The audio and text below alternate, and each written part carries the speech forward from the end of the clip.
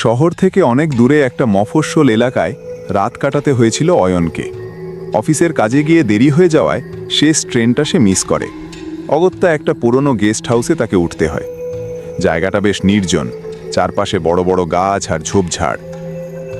মধ্যরাতের নিস্তব্ধতা। রাত তখন প্রায় 2টা। বাইরে ঝিঝি পোকার ডাক ছাড়া আর কোনো শব্দ নেই।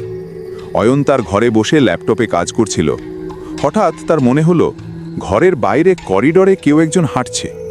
খুব ধীর কদমে হাঁটার শব্দ। খট খট খট। সে ভাবল হয়তো গেস্ট হাউসের কেয়ারটেকার, কিন্তু শব্দটা তার ঘরের দরজার সামনে এসে হঠাৎ থেমে গেল।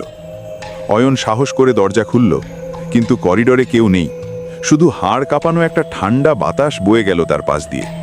সে দরজা বন্ধ করে আবার কাজে বসার চেষ্টা করল, কিন্তু মনটা কু ডাকছিল। আয়নার রহস্য। কিছুক্ষণ পর অয়ন বাথরুমে গেল মুখ ধুতে। বেসিনের উপরের বড় আয়নাটা বেশ পুরনো, ধুলো পড়ে ঝাপসা হয়ে আছে। সে পানি দিয়ে মুখ ধুয়ে যেই আয়নার দিকে তাকালো, তার রক্ত হিম হয়ে গেল। আয়নায় তার নিজের প্রতিচ্ছবির ঠিক পেছনেই একটা ছায়া দাঁড়িয়ে আছে।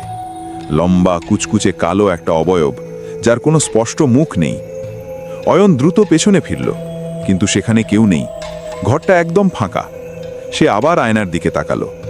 এবার দেখল সেই ছায়াটা নেই, কিন্তু আয়নার ওপর ঝাপসা করে রক্তবর্ণে লেখা উঠছে, তুমি এখানে একা নও। অদৃশ্য হাত। ভয়ে অয়ন ঘর থেকে বেরিয়ে আসার জন্য দৌড় দিল, কিন্তু দেখা গেল ঘরের দরজাটা বাইরে থেকে কেউ লক করে দিয়েছে। সে প্রাণপণে ধাক্কা দিচ্ছিল। এমন সময় তার মনে হলো কেউ একজন তার কাঁধে হাত রাখল। হাতটা বরফের মতো ঠান্ডা। সে পাশ ফিরতেই দেখল জানলার পাশে দাঁড়িয়ে আছে এক নারী। তার পরনে ছেঁড়া সাদা শাড়ি আর লম্বা চুলে মুখ ঢাকা। নারীটি অদ্ভুত স্বরে ফিসফিস করে বলল, আমিও এই ঘরেই ছিলাম, কিন্তু ওরা আমাকে বের হতে দেয়নি। কথাটি বলেই সে ধীরে ধীরে শূন্যে মিলিয়ে গেল। ভোরের প্রতীক্ষা। বাকি রাতটা অয়নার চোখের পাতা এক করতে পারেনি। সে ঘরের এক কোণে বসে শুধু ভোরের আলোর অপেক্ষা করছিল। সকাল হবার সাথে সাথেই যখন কেয়ারটেকার দরজা খুলল, অয়ন এক মুহূর্ত দেরি না করে ব্যাগ নিয়ে বেরিয়ে এলো। যাবার সময় কেয়ারটেকারকে জিজ্ঞেস করল, কাল রাতে ওই ঘরে কি অন্য কেউ ছিল? কেয়ারটেকার একটু ইতস্তত করে বলল, না স্যার, তবে বছর 10 আগে এক ভদ্রমহিলা ওই ঘরেই মারা গিয়েছিলেন। লোকে বলে তার অতৃপ্ত আত্মা আজও সেখানে কাউকে শান্তিতে ঘুমোতে দেয় না। অয়ন পেছনে তাকিয়ে দেখল সেই গেস্ট হাউসের দোতলার জানালা দিয়ে সেই ছায়াটা তখনও তাকে দেখছে।